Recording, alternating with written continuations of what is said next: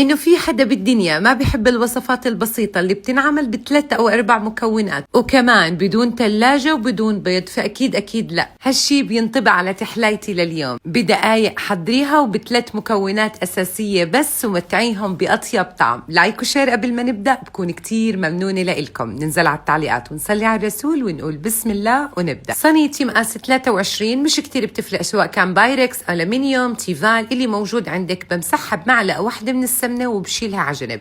عندي هون لفة كولاج اللي هي نفسها عجينة البقلاوة.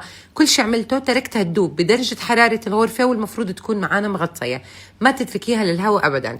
ولو كانت عندك متكسرة مهترية مش كتير بتفرق، مش ضروري تكون أبدا متماسكة معاكي. كل شي عملته بعد ما قطعتها بفكفكها بإيدي بهذا الشكل اللي واضح قدامكم. كتير مهم عنا إنه نفكفكها وما تخلوا فيها ربطات أبدا.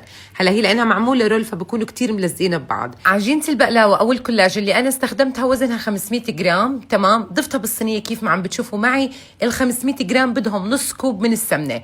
السمنة عندي هون مذابة ولكن بدرجة حرارة الغرفة مش كتير سخنة. ضفت على نص كوب السمنة معلقة صغيرة مليانة من البيكنج باودر، أي ما يعادل 7 جرامات. باخد السمنة وبضيفها فوق الكولاج كيف ما عم بتشوفوا معي، وببدأ بإيدي أحرك كليات السمنة مع الكولاج لأتأكد إنه كليات الكولاج اتغلف عندي بكل السمنة اللي ضفناها.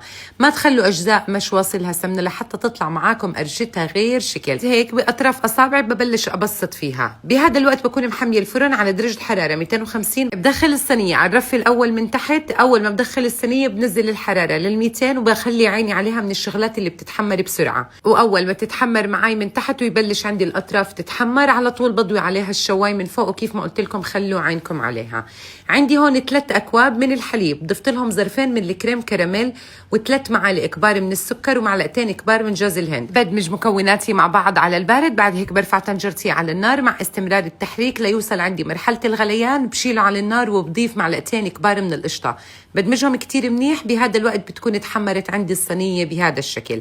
أحبائي، بالنسبة للمكونات أكيد بتقدروا تستغنوا عن القشطة وبتقدروا تستغنوا عن جوز الهند وتضلوا فقط على 3 مكونات اللي هم الكراميل والحليب والكولاج، بالإضافة أيضا لنص كوب السمنة، أو ممكن تضيفي زيت ولكن بتستخدمي 3 كوب مش أكتر من هيك. بتركها تبرد بدرجة حرارة الغرفة، يعني شي ساعة زمن، وبقدمها. لو ما حبيتوا تحطوها بالثلاجة أكيد بيمشي الحال، هي رح تتماسك معاكي.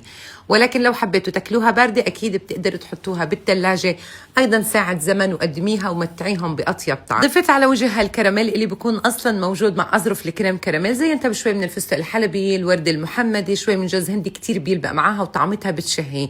لو متاح عندك مكوناتها قومي فورا حضريها ومتعيهم بأطيب طعم.